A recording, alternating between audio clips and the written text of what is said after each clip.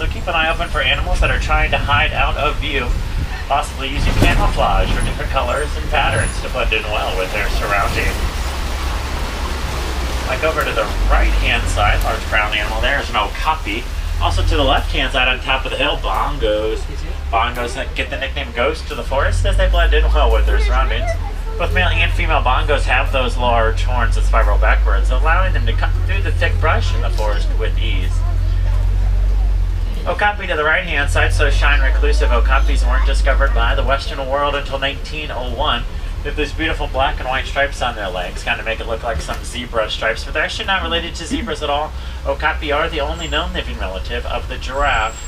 Farther up on top of the hill behind the okapi, kind of hiding behind a tree, is a yellow-backed duiker. Small brown animal. Gets a yellow back from the yellow crest of fur running along the top side of its back. It's the duiker, and its name from the Afrikaans word for diver, as they'll dive through the bushes to escape their predators. Top of the ridge on the right-hand side, some greater kudu. Second tallest antelope in Africa. Greater kudu stand 5 feet tall at the shoulders. Those ones don't have any horns, so they're female kudu. Only male kudus will have horns with large spirals in them. Males are also solitary, usually found living alone or maybe in a bachelor pair. Females are more social, living together in small herds like this.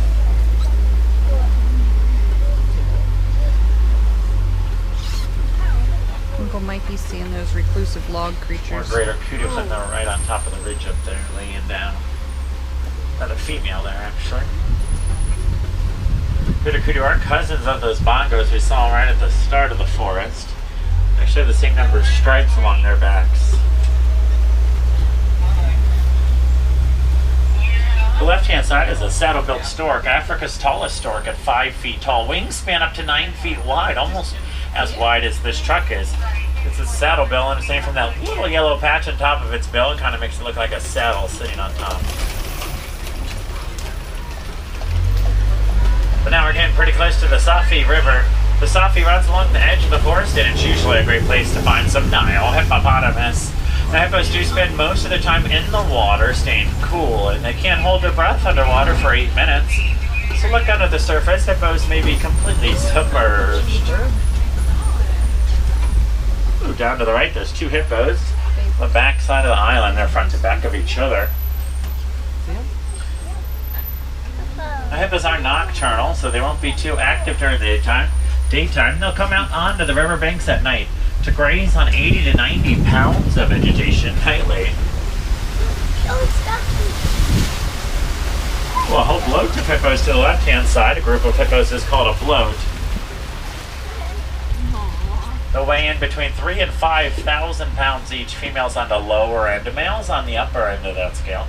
They are excellent swimmers, but most of the time hippos won't swim. They'll just walk along the bottom of the riverbed. It's a little easier for them, helps them conserve their energy. Large gray birds on the island are pink-backed pelicans. Get their name after the light pink feather backs turn during mating season. They nest in pods ranging between 50 and 500 pairs. Pod of pelicans and a bloat of hippos there in the river.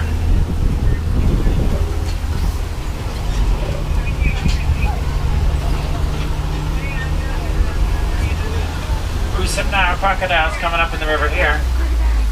Nile crocodiles bite strong enough to crush the bones of their prey with about 2,000 pounds per square inch of force.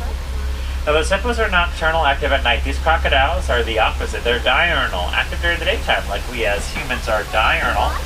And on land, these crocodiles can run up to 10 miles an hour. Top speed on my truck's only about 8, so let's not stick around here for too long.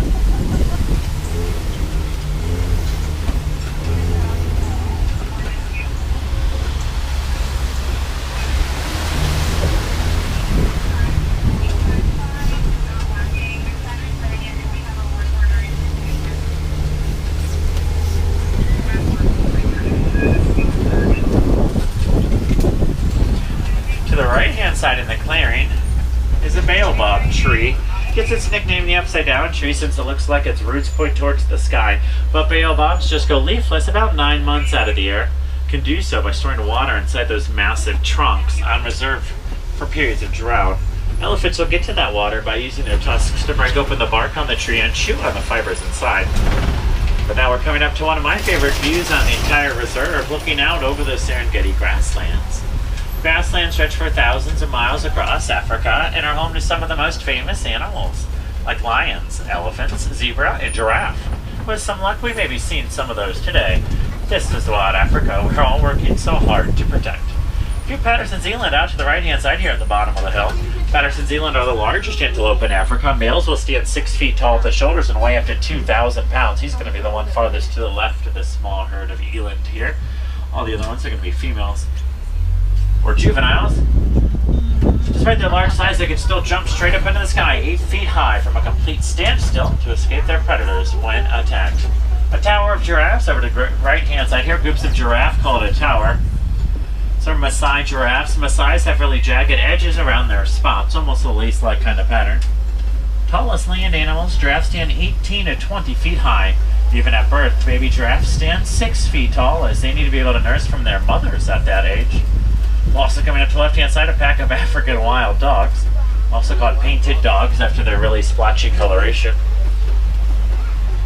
These African wild dogs may look very similar to your domesticated dog back home. They're just a different offshoot of the canid family. These dogs only have 4 toes, and you want to cuddle up with them because they are the most successful hunters on the savannah. Wild dogs will actually catch their prey more often than any other species out here, including the lions and cheetahs. They do so by working together as a pack to run their prey to complete exhaustion. Another one of these Maasai giraffe way out to the left-hand side out there as well. Although they do have those really long necks, giraffes actually have the same number of vertebrae bones in their neck that the human does, and that's 7. Their bones are just a lot larger than ours. Speaking of large, though, there's those Ankole cattle on the right, the brown animals with those gigantic horns. Ankole cattle are also called Watusi, after the tribe in Africa that first domesticated them. They are the only domesticated animals found here on this reserve. And those horns are very large, up to 6 feet long and 8 inches in diameter, but they're actually not too heavy as there's a honeycomb structure inside. Allows them to circulate blood through those horns, cooling them off, kind of like the radiator on a car. Elephants actually use a similar method to cool off by circulating blood through their large ears. Just by flapping their ears, elephants can reduce their internal body temperature by 15 degrees. Now, giraffes also has really long tongues, up to 18 inches long. They're prehensile as well. Allows them to wrap that tongue around the branch of a tree to pull all the leaves off of that single branch. Tongues are also a purplish, bluish, black color to help prevent from getting sunburned.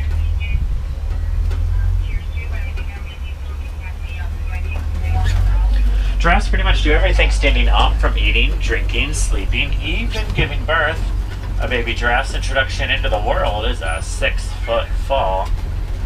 And giraffes do sleep standing up, but they only sleep for about 30 minutes out of the day. Those 2 horn-like structures on top of their heads are not horns. They're actually called ossicones. They're a continuation of their skull. Horns would be attached to their skull.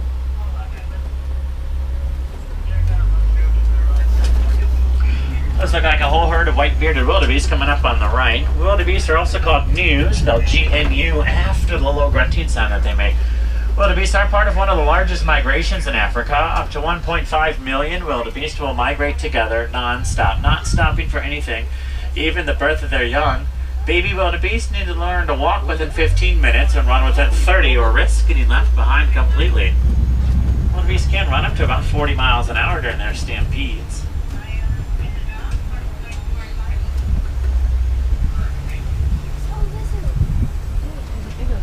Many of the animals that call the savannah home are migratory, constantly moving from one location to another, not only in search of food and water sources, but also trying to evade their predators. It means you never know what animals we're going to find or where we will find them.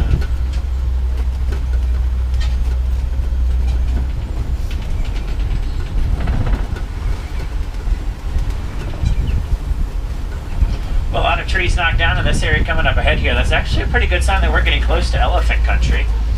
Elephants will bulldoze down trees to get to the vegetation on the top side of the tree, after giraffes do such a great job at removing the vegetation off the underside of the trees with those 18-inch long purple prehensile tongues.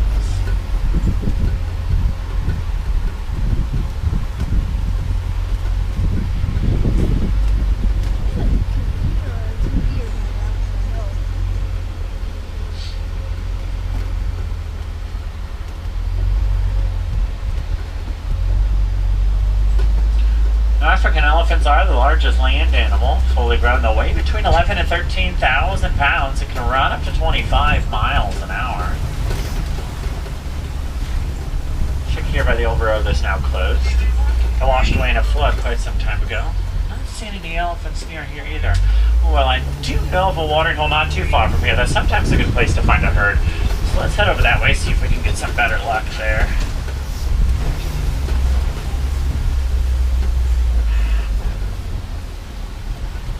Coming up to an old bridge here.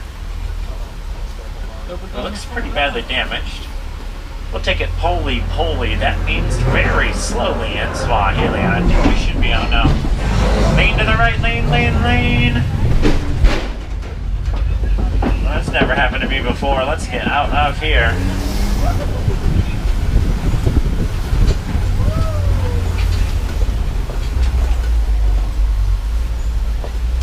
We found some red clay pits. Elephants occasionally eat red clay if they're not receiving minerals that they need in their everyday diets. There are some tusk marks there in the red clay. Hopefully that's a good sign. There will be some elephant activity not too far from here.